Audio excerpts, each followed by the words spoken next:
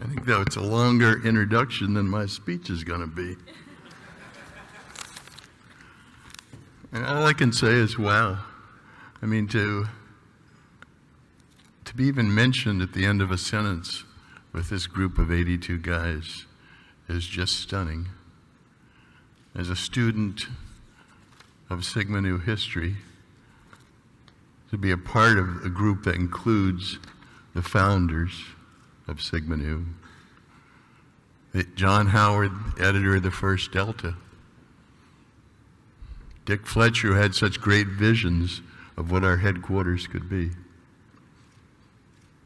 Bob Marchman, who was fortunate to serve on the High Council with us while he was regent, Randy Capps, author of the Heritage History of Sigma Nu, served on his High Council as well. And so many of the brothers that are here tonight, they've already been mentioned: Jim, E.G., Dave, Mike Long. I'm missing one. Howard Pickett, thank you. And I'm particularly pleased tonight to be inducted in the same class with Don Dinsborn and Tom Mason, because they're guys that I have the highest admiration for, with their ethical leadership, their adherence to our creed, their genuineness. So Don, Tom, congratulations. You guys are great. I'm going to do something that I don't normally do. I'm going to talk a little bit personally tonight. And I don't know that I do it well, but I'm going to try to do it.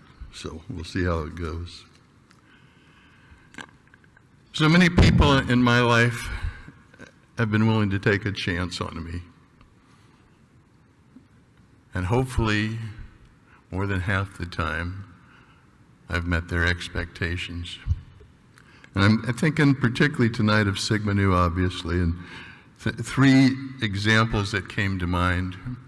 One that Jim mentioned, actually two that Jim mentioned.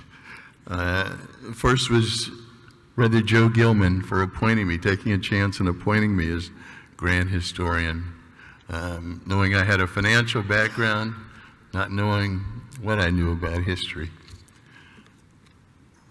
Guy took a chance. Jim also mentioned the 1978 Grand Chapter, 29-year-old guy, wasn't running for any office, and was chosen or selected, nominated to be on the High Council. Now, what Jim didn't say, I have to correct something you said there, Jim. Not only was I not running, but they didn't ask me before they nominated me. I found out when the report of the nominating committee was given that they had selected me. Didn't even ask me before whether, if I was nominated, would I serve. Another chance somebody took. The last example is my own chapter at Eta Kappa. When I came to them, I was a pledge class president, and I had to make one of the harder decisions I've had to make in my life. As a pledge class president, even though I met my grades, I met all the qualifications, I came to the chapter and said, I'm not ready to be initiated. Will you hold me back? They could have said, take a hike. You know, you're not ready for us, we're not ready for you. But they didn't, and I had to watch my pledge brothers initiated. And I just think how much a difference in my life it would have been if they had told me to take a hike and said, no, you know, we're not going to accept you. I mean, Sigma Nu has made such a huge difference in my life, and I think that's obvious when you hear me talk. I'd like to tell you a story about why this means so much to me tonight. This is a story about a young man who actually wasn't too much older than most of the collegians in this room. he was diagnosed with cancer. And a very serious stage 3 out of 4 of cancer. And although most young men and women don't think a lot about dying, that we all at that time thought we were immortal, he thought about it a little bit and thought about what was important in life and what he wanted to be thought of when he was no longer there.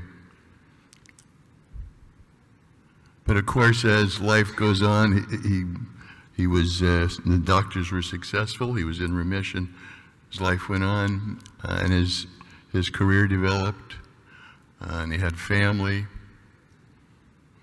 A lot of those thoughts receded in his mind. Well, as most of you have probably guessed, that young man was me. And then 3 years ago, it all came back. When my wife Paulette and I lost a very special member of our family. Paulette and I are the oldest of 11 siblings. And her youngest brother, Mark, 15 years younger than us, was diagnosed with brain cancer. And as I had to think about how to talk to Mark and what to say, and as I read things and talked to people, brought back some of the thoughts I had as a young man.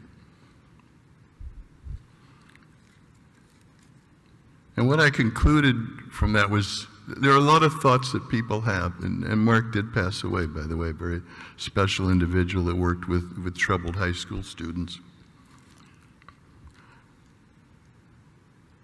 But it made me think a lot about what are the important things about life. And there are a lot of things that people who are getting close to the end think about. But I think there's 3 that really predominate that most people think about. And the first one is what happens afterwards. Is there an afterlife? Is there actually a heaven and hell? And the second thing they think about is what's going to happen to the people that I love and the people that are important to me. Are they going to be all right? Did I provide enough for them that I know they'll be safe? And the third thing is, have I made a difference? During my short time here on this planet, have I made a difference to somebody, to some organization, to some idea? And I think that's why this award is important to me, because it means I made a difference. And hopefully I'm continuing to make a difference to an organization, Sigma Nu, that means so much to me. You know, all of us can make a difference. You can make a difference as a member of the High Council, a member of the staff of Sigma Nu, certainly to the young men as a chapter advisor, Alumni Advisory Board, and to the collegians as a commander, as a lieutenant commander, as a marshal. All of us can make a difference in someone's life, or in our chapter's life, or in our organization's life. And as a parent, going to your son's ball game or your daughter's dance recital, and all those things make a difference and are so important. And one thing that Ken Kendrick said yesterday when he was talking about Jackie Robinson, and that really hit home. And Jackie's quote, "Life is not important except in the impact it has on other lives."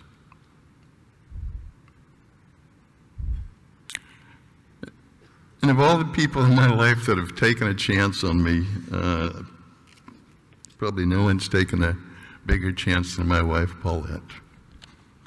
You know, when she married me, I was still being treated for cancer. She didn't know if I'd live another year or two. Fortunately, we've been married 32 years now. She went to a university in Canada that doesn't have fraternities, doesn't have sororities. So she doesn't totally understand what this lifelong commitment to Sigma Nu is. But bless her heart, she's always supported me in it. She's always allowed me to have the time I needed, whether it's going to Lexington for a couple of weeks, going to the San Diego State Chapter 50, whatever it's taken, she's been there and allowed me to do that. So, sweetheart, thank you. I love you so much. You're just a special woman and mean so much to me. Finally, I guess I really don't know that I do deserve this award. I feel a bit like Don does. But as my good friend Joe Wood said 2 years ago, now that you've given it to me, I'm not giving it back. So thank you.